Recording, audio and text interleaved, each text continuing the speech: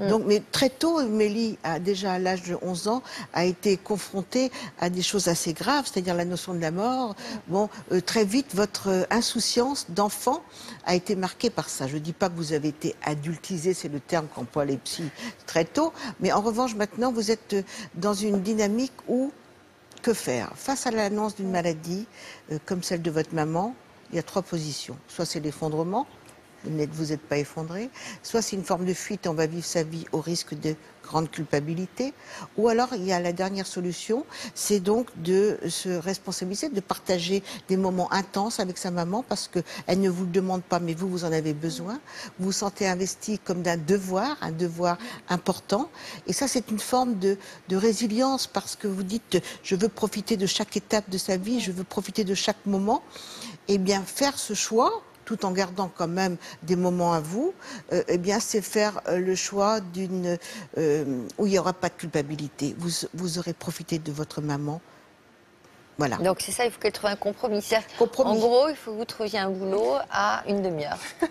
Là où vous êtes. Mais non, parce que si elle prend la fuite, c'est le risque de la culpabilité. Mais justement, mais elle hésite à partir loin.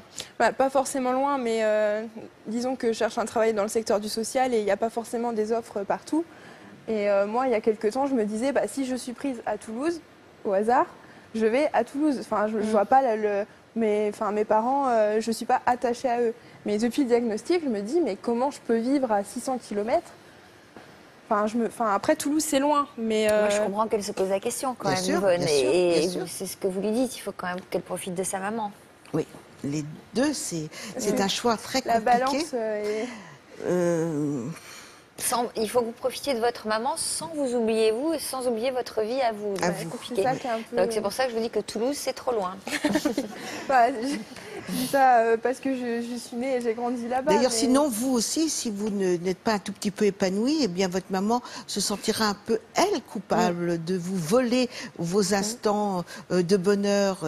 Et c'est pas du tout ce qu'elle semble vouloir pour vous. Elle vous veut autonome, heureuse, et elle vous le dit tous les jours.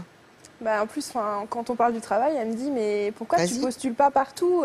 On en a déjà discuté, et surtout mon père, il me dit, mais toi, t'aimes bien voyager, t'aimes bien découvrir d'autres choses, vas-y. Mais je reste un peu bloquée dans cette position où je sais pas du tout où est ma place, autant auprès d'elle que moi, en grandissant. Enfin, j'arrive pas à trouver la réponse, je reste bloquée dans cette... Déjà, vous avez une place d'entraide partout. Vous avez un métier, c'est pas le fruit du hasard. Donc, vous avez une grande sensibilité à donner jusque peut-être dans une position de toujours trop donner. Oui. Donc, c'est là qu'il faut doser. Il ne faut pas que vous vous inscriviez toujours dans cette dynamique-là. Vous pensez à vous.